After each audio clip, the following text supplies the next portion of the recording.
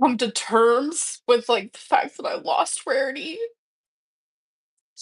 I've come to terms that, like, I might never get her back, but there is always that chance that I will. And it's like, I have look how precious. Like, I have, like, hopes and, that she'll be found and, like, I mourned losing her. Like, she was my everything, and you guys know that. Like, I would do anyways, like, nothing I say will ever matter. But I lost a part of me when I lost her. You wanna go play, baby? Okay, go play. So, and I told myself I was never gonna get another cat. Like, I genuinely told myself, like, I'm not ready." Oh, he's still just sitting on me. And, then my stepbrother had kittens, and my mom was gonna take one, and they were like, "Amberlynn, like, we see how much you miss Rarity. This could, like, bring that, like, fun because Rarity and Wasabi are 2 completely different type of cats. Wasabi is, like, low key. Rarity was in everything, like, loud, like, just 2 completely different personalities. And it was just more quiet.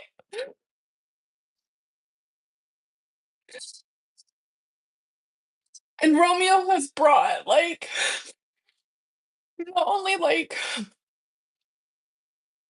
how do I word it? I just feel like I'm always under a microscope, and I just feel like I'm always gonna, like, word things wrong. Like, people always, like, said, like, when you lose a pet, people always get a new pet to, like, help. And, like, I never understood. But now I get it. Wasabi's happy and plays with Romeo, and they cuddle, and it's just so fun to see them, like, play together and, like, it's, like, brought out something in Wasabi, brought out something in Twinkie, brought out something in me, and it's like Rarity's name was Rarity Gray, as you guys know. So I named him Romeo Ray, so Rarity's, like, memory would always, like, be here. Like, it's always going to be anyways. I have millions of pictures of her, I have millions of memories, I have millions of videos, but losing her was, like, genuinely so painful and, like, behind the scenes, like, you guys have no idea, like, how many times I've literally broken down about it, like anyways, I almost felt like this kitten was, like, meant to be in my life, and he's still right here. He's so sweet, we cuddle every night, he cuddles with Wasabi, like, it feels like it was, like, meant to be, and, like, yesterday was his first round of vaccines, and we have to go, do 2 more rounds, and on his 3rd round, he's going to get fixed, and I'm nervous about that, like, obviously, that's hard because you have to go, like, under anesthesia, like, the whole 9, you know? Um, I already have both of those appointments scheduled and ready to go, and we're gonna get it all good, and, like, I people, like, just view me as a way that's, like, not real, and it just sucks so bad, so then it, like, overwhelms me, and it's like, I feel like I'm stuck, and I'm like, "I don't know what to fucking say or do," so it's easier to just not say anything. But I've had Rarity for a decade. I've had Twinkie and Wasabi for a decade. I've had all 3 babies, and it's just like, something was missing, you know? And it's like, people always tell me, like, I see these mean things said, like, "Rarity's never gonna be found, Rarity this or that," but, like, I still have that, like, hope, And if that's the case, then she's gonna come back home and I'm gonna have 4 babies and I'm gonna take care of them and I'm gonna love them and I'm gonna give them my everything. But this is why I did not wanna talk about this. This is why. Like, genuinely, because it's like, what do I say? And, like, seeing people say that I'm replacing Rarity is, like, the fucking sickest thing I've ever seen. Like, you don't say that to someone, like, who loses their dog or their dog passes away and then they get another one. Like, I'm gonna bring up FFG. You know, she put down both of her dogs and immediately got 2 more. That's what people do to mourn or because they losing your pet leaves literally a hole in your heart, like, genuinely. And so I take care of all of them and love them and, like, Romeo's so sweet, like, genuinely. Like, we cuddle, we play so much, that's why I have, like, scratches all over from him.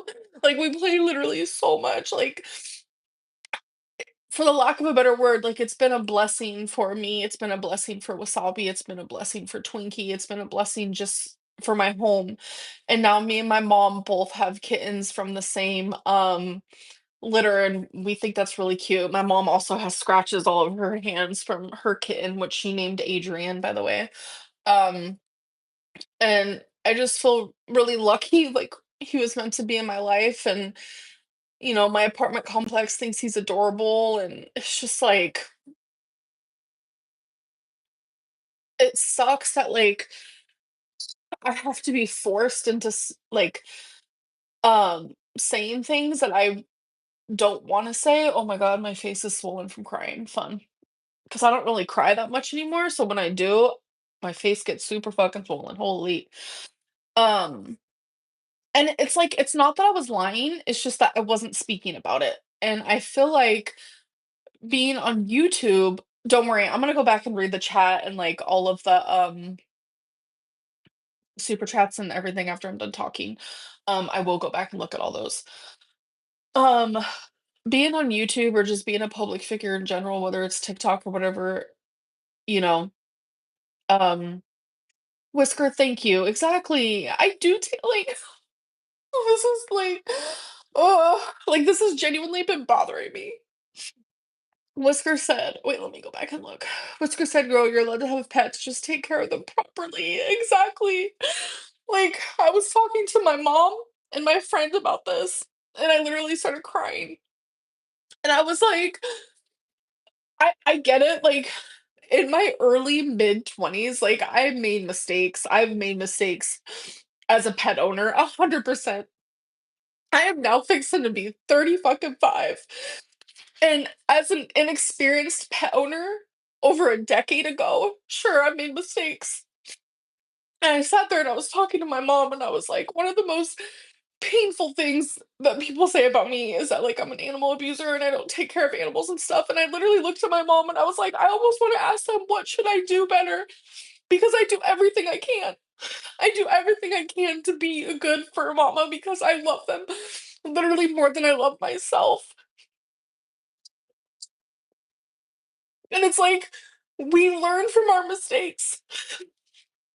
Oh, fuck, sorry.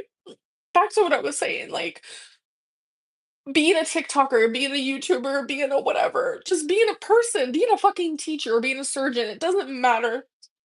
We're allowed to have, like, personal parts of us that we don't share. And my whole thing is like, me not telling you guys about Romeo was never to lie. It wasn't me lying. I never lied about it. It was just something that I did not want to talk about for this very reason. And it's just hard because people view me in, like, such a wrong way that, like, there's genuinely nothing I can say or do at all in the freaking slightest that would ever prove that I'm not the person that people think I am, because it's more fun, it's more entertaining to think of me as whatever it may be, a horrendous person, a